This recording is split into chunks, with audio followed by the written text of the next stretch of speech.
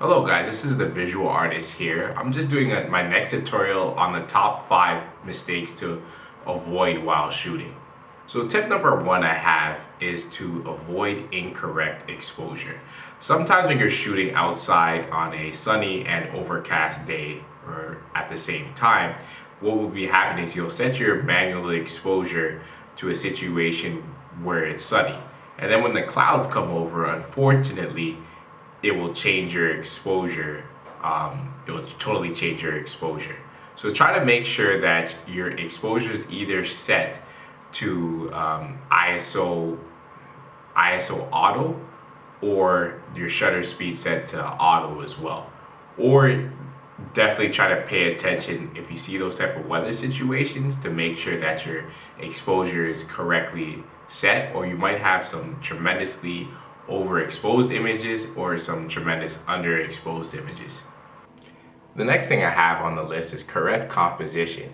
Now, while shooting, sometimes depending on what you're shooting, it could be always hard to have perfect composition in camera. One thing I would suggest for you guys to do is to actually shoot out a little bit wider and post edit in Photoshop or Lightroom, because sometimes when you shoot in tight, if you shoot in too tight, there's nothing you could do to make it wider. But at least if you guys shoot in wider, you could crop in and make the image have perfect or very good composition. Okay. The next one I have is to make sure that your equipment is charged before the shoot. Always charge all your equipment before the shoot. Don't just show up to the shoot and not have your equipment charged. I've had situations before where, in my earlier days when I made these mistakes where I didn't charge everything, and then I barely got through the shoot with my equipment not being charged. And the next thing I would definitely recommend is to actually make sure that you guys have extra batteries. Extra batteries, yeah, I know it's a bit expensive, but it is a great investment to have, to make sure in case you guys have a long shoot day that you didn't even properly plan for, and it just buys extra time to make sure that your equipment doesn't die on you. Number 4 I have for you guys is to make sure that you bring the right equipment for the right situation.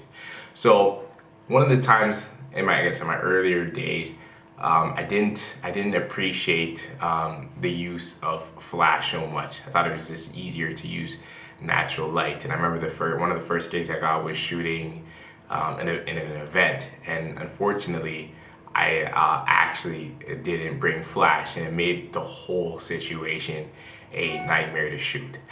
So learn from my mistakes, guys. Make sure you guys bring the right equipment in the right situation. This could be bringing flash in a dark situation. This could be, if you're even just doing a basic street portrait shoot, maybe bringing a reflector to deal with the harsh sunlight.